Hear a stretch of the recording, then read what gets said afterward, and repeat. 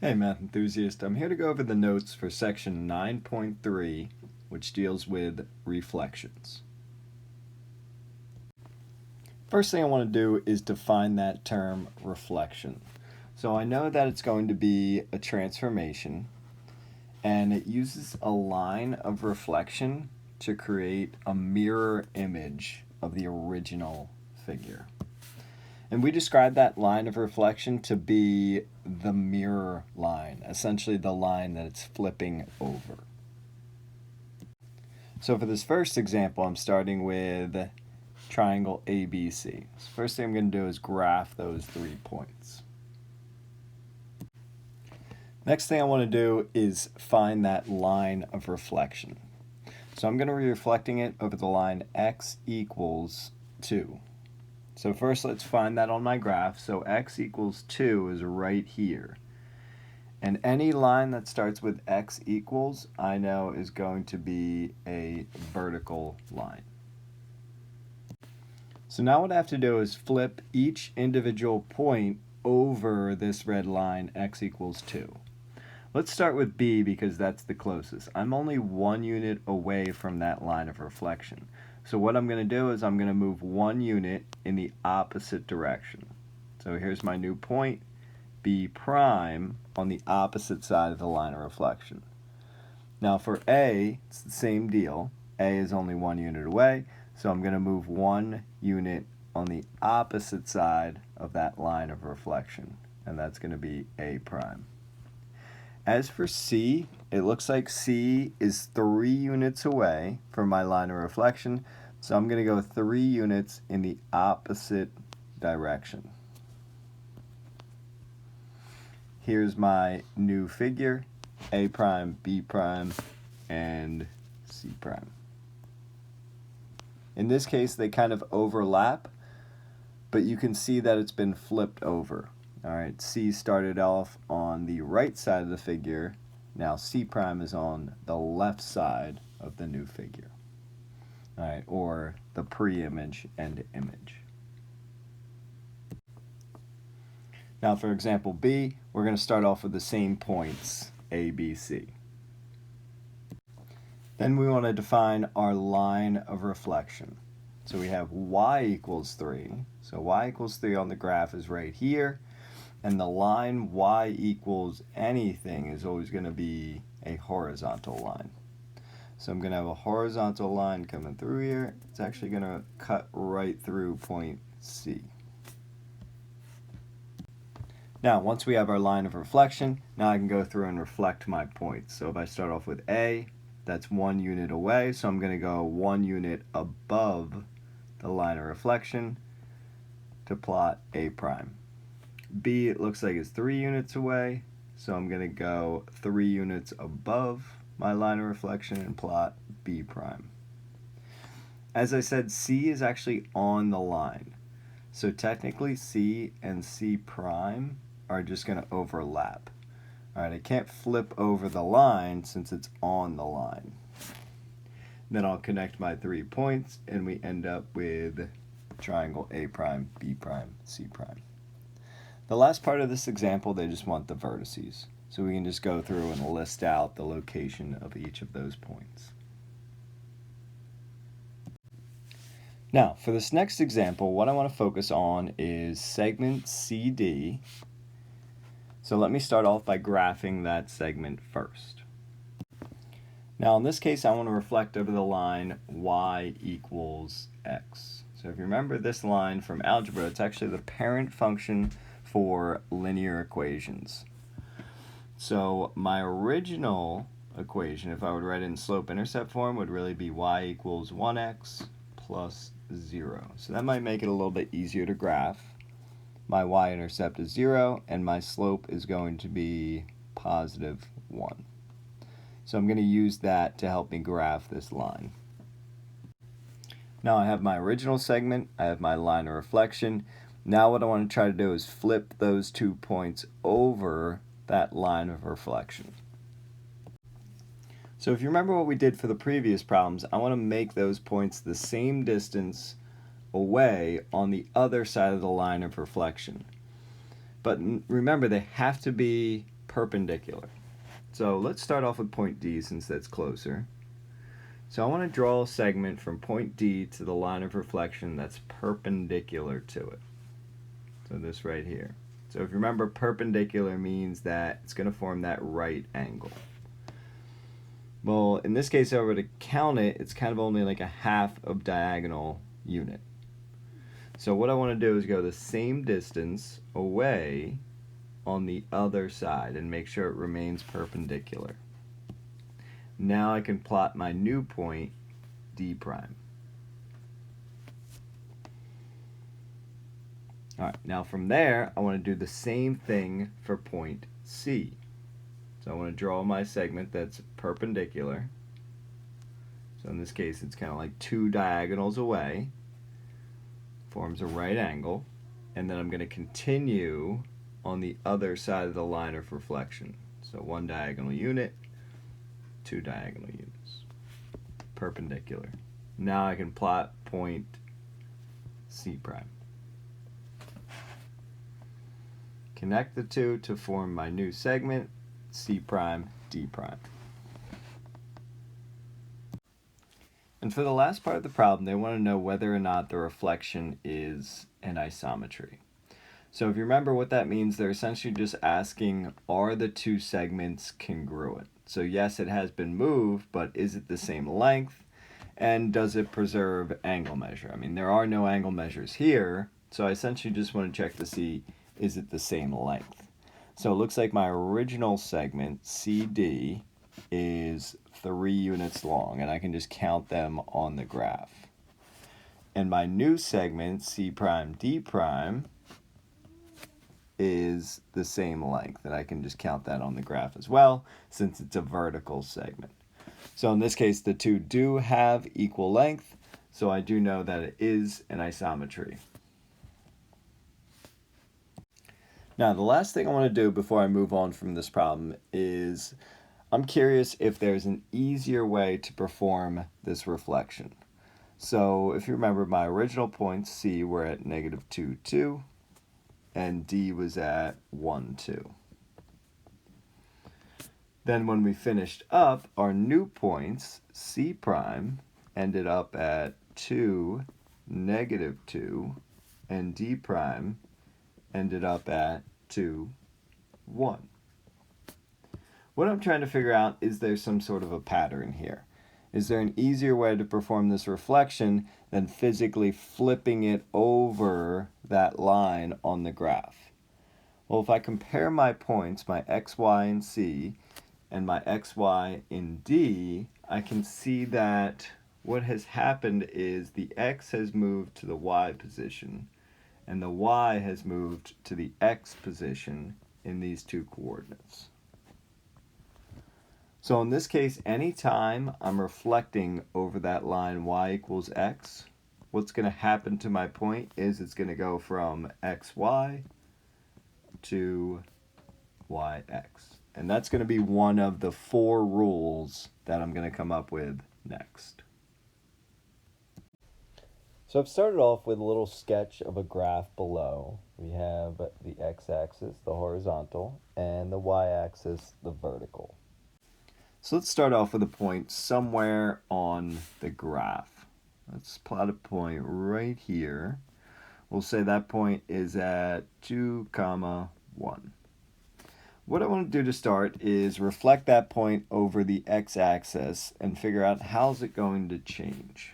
So if I flip that over the x-axis, right now it is only 1 unit away, because it's only 1 unit up. So that means I'm going to go 1 unit over the x-axis in the opposite direction. So here's my new point reflected over the x-axis. Now it's still going to be a +2, but now it is at -1. So if I start off with any point that's xy, and I flip it over the x-axis, what's going to change is that y-coordinate. The y-coordinate is going to change signs. So the x is going to remain the same. So for my rule, I'm just still going to write this as x. But then I'm going to change the y-coordinate to -y. Now let's think about what's going to happen when I flip that over the y-axis. Okay, so I'll start with my original point again, 2, 1. And now I'm flipping over the vertical axis. So right now I'm 2 units away from that.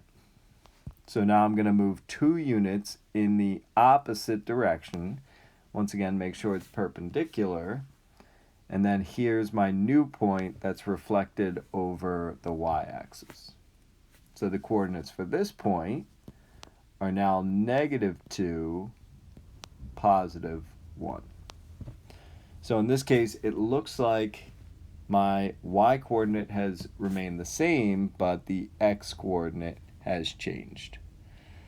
So my rule for reflecting over the y-axis is going to be -x, y.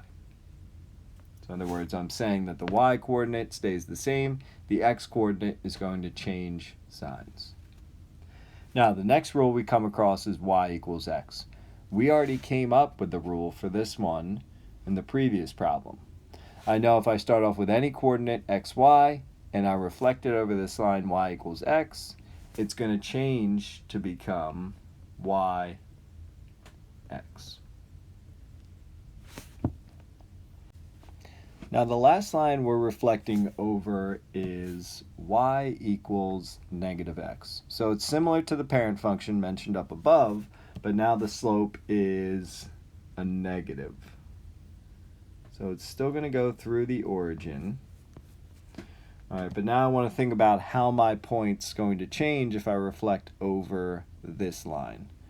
All right, and we can use the rule up above to help us. I know the coordinates changed here. They went from xy to yx. So let's think about the point, let's say 1, 2. And let's think about reflecting that over this line. Now remember what I did before. I tried to make like a diagonal perpendicular to that. And I wanted to think how that point's going to move. How is it going to change? Now if I were to continue that, it looks like my point is going to be reflected right here. Now remember, I know the coordinates are going to change based on the rule we came up with before. I know it's going to become yx or something like that, but how else is it going to change? Well, now I'm moving from the first quadrant to the third quadrant. So I know right away my new coordinates are both going to be negative. And in this case, they're still going to switch places as well, so it's going to be -2, -1. So my rule when reflecting over that line, y equals -x, is everything changes. So the y moves to the front, becomes negative or changes sign.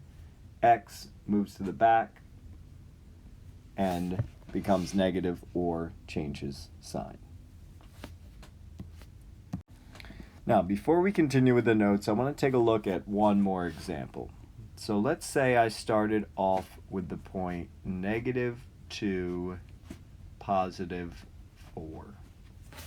So how is this going to change as I reflect over each line? When I reflect over the x-axis, x stays the same, so it's still -2, but then the y changes sign, so it would be -4. For the y-axis, I know the x is going to change signs here. So instead of -2, now it's technically like -2, or you could say +2, and it's still +4. For the line y equals x, they're just going to change positions. So now it's going to become 4, -2. I'm still using the original x up top. And for the last one, everything's going to change. They're going to change position, and they're going to change sign. So my y is going to move to the front, and it's going to change sign, so it's going to become -4. My x is going to move to the back, and it's going to change signs. It's going to become +2. So for the next example, I'm starting off with point L, which is at -2, 1. First thing they want me to do is reflect over the x-axis. So if you remember our rule for the x-axis, what's going to change is my y-coordinate. So that means L prime is going to move to, it's still going to be -2. My x is the same, but then my y-coordinate is going to change signs. So it's going to be -1. For part B with the y-axis, if you remember your rule for that, for the y-axis, the x changes signs. So now L prime is going to move to +2, +1.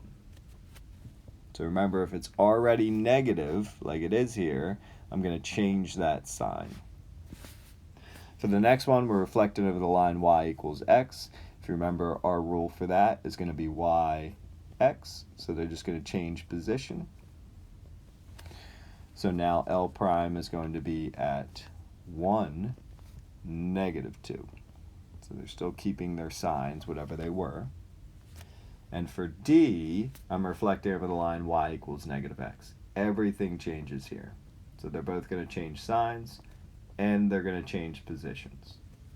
So now L prime is going to move to -1, +2. Number 4 is a little different. They want us to locate point C. Now it has to be on the x-axis. So point C could be here, could be here, could be here, could be here. Wherever I choose it to be, I want to make sure that the distance from A to C plus B to C is the shortest possible distance it could be. So in other words, if this is point C, if I were to go from A to C and C to B, is that the shortest it could possibly be? Or let's say I chose to put C here. Well, if I went from A to C and C to B, is that the shortest it could possibly be? The key to solving this question is reflections. So I'm worried about putting C on the x-axis. So what I'm going to do is I'm going to take points A and B and I'm going to reflect them over the x-axis. So we just came up with the rule for that. When I reflect over the x-axis, the only thing that changes is the y-coordinate. So if you want to, we could come up with our new points immediately. I know A prime is going to be at -1, -4, according to my rule. And I know that B prime is going to be at 6, -3. So we could plot our new points. I'm going 4 units below the x-axis here. I know I'm going 3 units below the x-axis here. And now I'm still trying to locate point C. In order to do that, what I'm going to do is I'm actually going to connect A prime with B, my original point up in the first quadrant. So I'm going to connect those two in red. And I'm going to do the same for A and B prime. Now, it would help if you're using a straight edge at home, because what you should find is that the two segments are going to intersect. All right, didn't work out perfectly in mine, but it's close enough for me to locate point C. And it looks like in this case, C is going to be located at their intersection, which is 3, 0.